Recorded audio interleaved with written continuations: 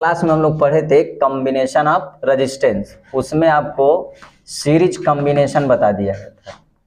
Series combination आपको बताया और बताया गया था कि किस प्रकार से प्रतिरोध को श्रेणी क्रम में जोड़ा जाता है।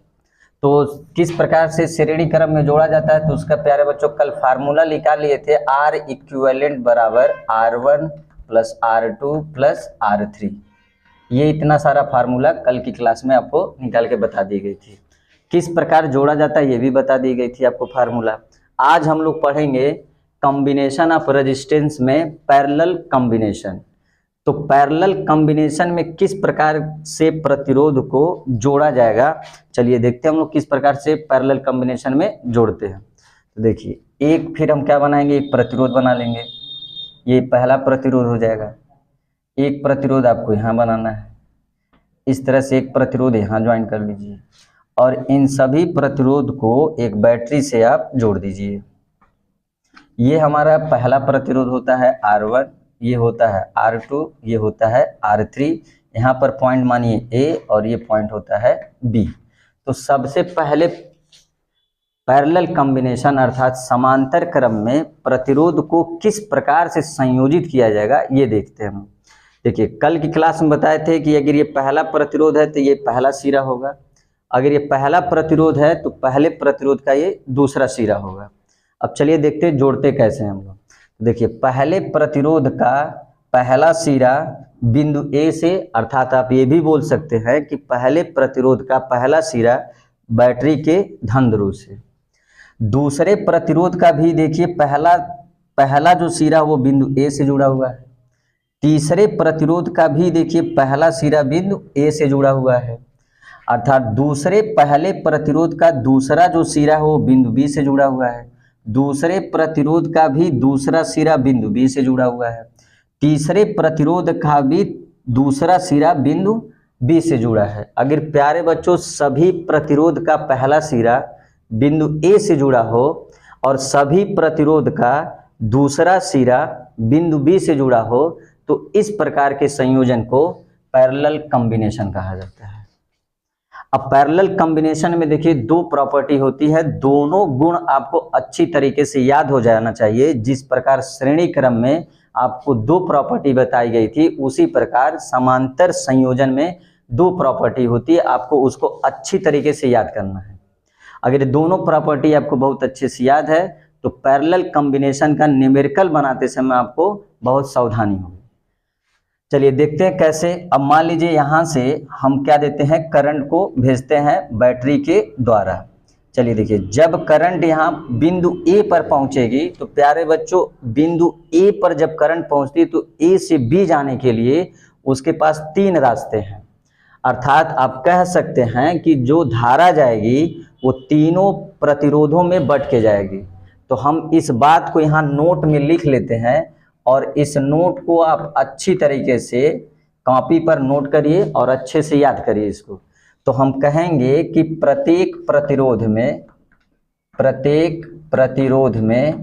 धारा का मान, प्रत्येक प्रतिरोध में धारा का मान बंट जाता है, या अर्थात कह सकते हैं प्रत्येक प्रतिरोध में धारा का मान अलग अलग होता है, अलग अलग होता है।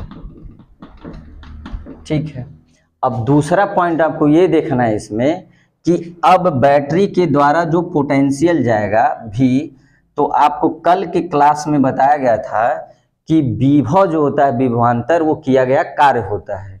तो कार्य जब होता है तो कल हम आपको बताए थे कि अगर A पॉइंट से B पॉइंट ही जाएंगे तो किया गया कार्य हमेशा समान होगा, अर्थात कह सकते हैं कि वैद्युत विभवांतर A से भी समान होगा।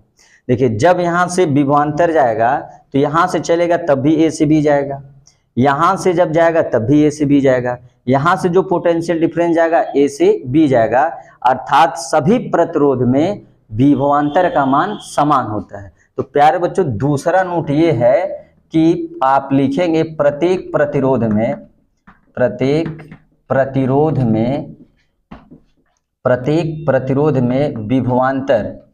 विभवांतर समान होता है। प्यारे बच्चों ये दोनों नोट बहुत ही इंपॉर्टेंट, इसको पेन कॉपी पे जरूर लिखिए और इसको स्टार बना के लिखिए, इसको याद करना है। फिर से हम रिपीट कर दे रहे हैं आपके लिए।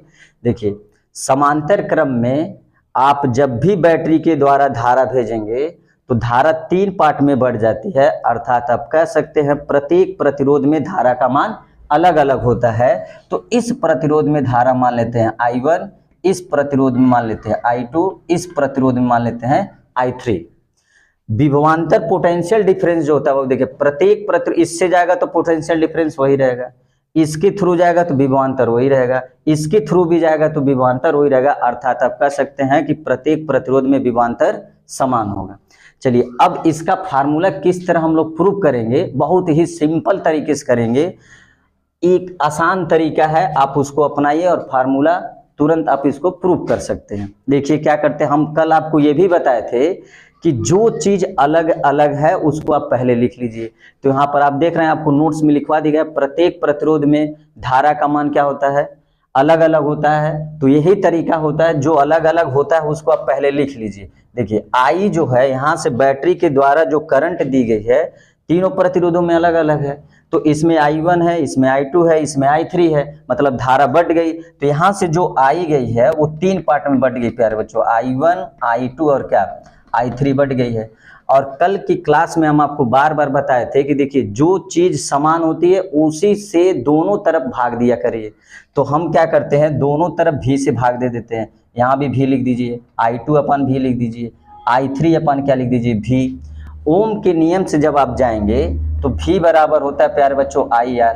हमको देखिए यहाँ रिलेशन में चाहिए I अपन भी, तो हम इसको I अपन भी में परिवर्तित करते हैं। देखिए किस प्रकार परिवर्तित करते हैं। तो अगर हमको चाहिए I अपन भी, तो एक काम करिए, I को नीचे लेके चले आइए, तो भी अपन I हो जाएगा बराबर R हो जाएगा। आप नीचे 1 रख सकते हैं, कोई मान में परिवर्तन नहीं होता है। अब इसको क्या करिए, पलट दीजिए। तो जब पलटेंगे आप तो ये कहाँ चला जाएगा, I अपन भी हो जाएगा, और ये जो हो जाएगा आपका 1 अपन R हो जाएगा। ठीक है प्यारे बच्चों, देखिए फिर से भी बराबर IR, I को नीचे लाइए तो भी अपन I, इधर बचेगा R, 1 लिख सकते हैं नीचे, कोई परिवर्तन नहीं होगा, तो I अपन भी हो जाएगा, इधर 1 अपन R। अब चलिए प्यारे बच्चों यहाँ पर देखते हैं हम लोग। जब यहाँ पर जब आप देखेंगे तो देखिए यहाँ है I अपन भी, तो देखिए यहाँ I अपन भी है, तो I अपन भी की जगह आप 1 अपन R लिख सकते हैं। तो I अपन भी की जगह हम यहाँ पर रिप्लेस कर देते हैं, 1 अपन R लिख लेते हैं। देखिए यहाँ I1 अपन V1 है, तो सोचिए अगर I1 अपन V होता तो 1 अपन R होता, लेकिन I1 है तो इसीलिए हम इसको लिख देते 1 अपन R1। देखिए यहाँ I2 अपन भी है, तो इसके जगह पर लिखेंगे 1 अपन R2 लिख देंगे।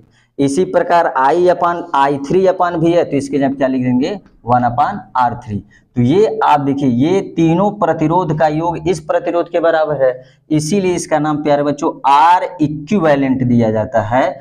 तो आपका जो समांतर क्रम का जो प्रतिरोध जोड़ा जाता है उसका सूत्र प्यारे बच्चों 1 अपन R इक्विवेलेंट 1 अपन R1 प्लस 1 अपन R2 प्लस 1 अपन 3। अब देखिए सबसे स्पेशल जो इसमें नोट है, आपको हम बता दें दोनों समांतर श्रेणी का और श्रेणी क्रम का। तो आपको प्यारे बच्चों ये जो स्पेशल आपको नोट दिया जा रहा है, ये स्पेशल नोट आप अच्छे से पेन कॉपी लेकर नोट करिए और इसको याद रखिए। देखिए पहला जो है कि आपको ये पता होना चाहिए कि श्रेणी क्रम में और समांतर क्रम में जब प्रतिरोध जोड़ा जाता है तो किस क्रम में प्रतिरोध का मान अधिकतम होता है और किस क्रम में प्रतिरोध का मान न्यूनतम होता है। क्योंकि बोर्ड में ये पूछा जाता है कि प्रतिरोध को आप किस क्रम में जोड़ेंगे तो उसका मान अधिकतम होगा, किस क्रम में जोड़ेंगे तो न्यूनतम होगा। तो प्यारे बच्चों देखिए अगर आप श्रेणी क्रम में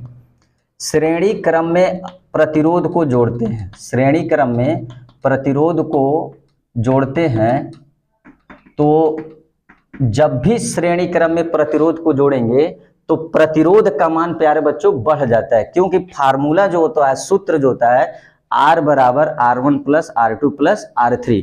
तो आपको ये याद रखना है, श्रेणी क्रम में प्रतिरोध को जोड़ते हैं तो प्रतिरोध का मान बढ़ जाता है, तो प्रतिरोध का मान बढ़ जाता है। तो ये आपको प्यारे बच्चों स्पेशल नोट में पहला पॉइंट याद हो जाना चाहिए।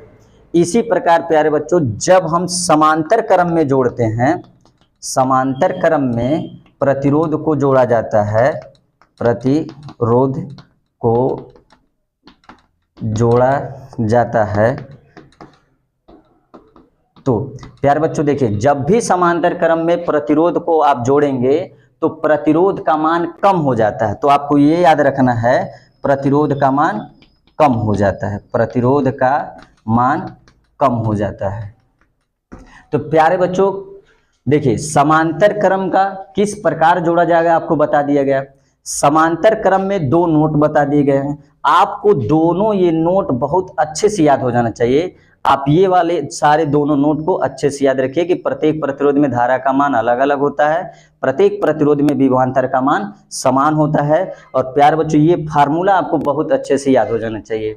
और ये जो स्पेशल नोट दिया गया है प्यारे बच्चों, ये बोर्ड में अधिकतर पूछा जाता है कि प्रतिरोध को आप किस प्रकार से जोड़ेंगे, तो जिसमें धारा अधिकतम हो या प्रतिरोध न्यूनतम हो या अधिकतम हो। तो प्यारे बच्चों अगर पूछा जाए तो आप बोलिएगा कि श्रेणी क्रम में जब प्रतिरोध को जोड़ते हैं तो प्रतिरोध का मान बढ़ जाता है और समांतर क्रम में जोड़ते हैं तो प्रतिरोध का मान कम हो जाता है। बहुत बहुत धन्यवाद।